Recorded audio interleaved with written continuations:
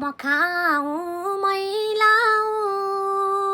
सुख सयल वा मोजम गरौँ म बाँचुँ मै नाचुँ अरू सब मरुन् दुर्बलहरू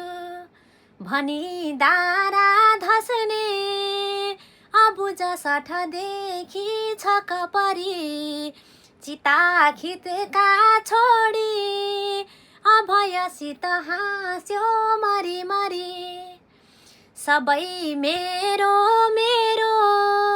भनिकन अघि जीवित छँदा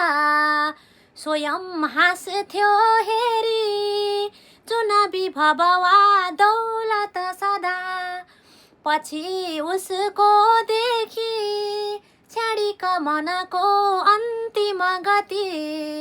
उही हाँस्यो तेरो अब कति छ भन्दै खिति खिति चिताको त्यो ज्वाला धप धप बलि अन्तिम गति सबैको यस्तै हो भनी बहुत हाँस्यो खिति खिति धुवाँ हाँस्दै दौड्यो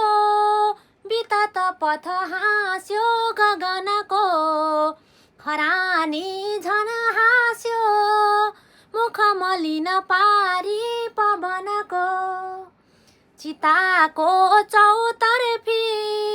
करुण बिलनाको बस परी छिनेको मोतीको लहर सरी आँसु बरबरी झरी हाँसे हाँस्यो बिरह बिचारो बन्धु जनको रुवाबासी साथै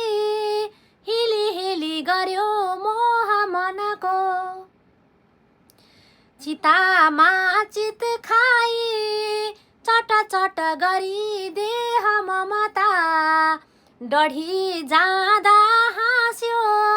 बहुत खुसी भई खिस्स समता ली खाली सानो स्मरणमय बत्ती पिली पिली विधाताको कालो विलय विधि हाँस्यो हिली हिली दुखी जाँदा हाँस्यो सहज सुख वा शान्ति अभय सुखी जाँदा हाँस्यो अति कठिन बाधा अनुसय दुवैको एकै हो विलय तर हाँसो फरक भो कसैको त्यो हाँसो सुरपुर कसैको नरक भो कसैको त्यो हाँसो सुरपुर कसैको नरक भो। यो कविता कवि शिरोमणि लेखनाथ पौड्यालको तरुण तपसी नवकाव्यबाट लिएकी हुँ। धन्यवाद।